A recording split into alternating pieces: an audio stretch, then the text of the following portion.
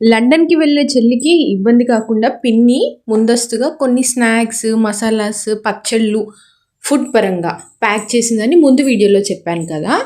ఈ వీడియోలో ఏమేం ప్యాక్ చేసిందో క్లియర్‌గా చూసేద్దాం. ఫస్ట్‌లీ చికెన్ పచ్చడి అండి. బోన్ ఉంటే ఎలో చేయరు. సో బోన్లెస్ తీసుకొని మంచిగా చికెన్ పచ్చడి అయితే పెట్టాము.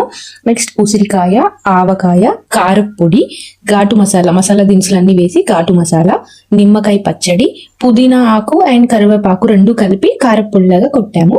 నెక్స్ట్ ఓన్లీ ధనియాలతో ధనియాల పొడి, జీలకర్ర అండ్ మెంతుపిండి పౌడర్, ఫ్రెష్గా ఇంట్లో పట్టించిన పసుపు అండ్ బెల్లం సున్నుండ, పల్లిపట్టి, శనగపిండితో కొన్ని మురుకులు, మునగాకు కారం, అవిసె గింజలు అదేనండి ఫ్లాక్ సీడ్స్ అంటారు కదా, అది కొంచెం కారపొడిలాగా కొట్టాము.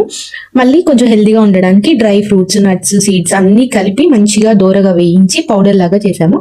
సో దట్ తను పాలల్లో కానీ అలా కలుపుకొని హెల్దీ డ్రింక్ లాగా తాగడానికి. డ్రై ఫ్రూట్స్ పౌడర్, కొంచెం తాలింపుకి ఎండుమిర్చి, ఇంట్లో పట్టించిన కారం.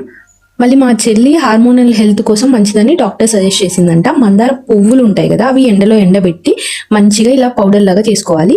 ఇది వేడి నీళ్ళల్లో కలుపుకొని డికాషన్ లాగా తాగితే హార్మోనల్ హెల్త్కి చాలా మంచిదంట. సో మందార పువ్వు పొడి.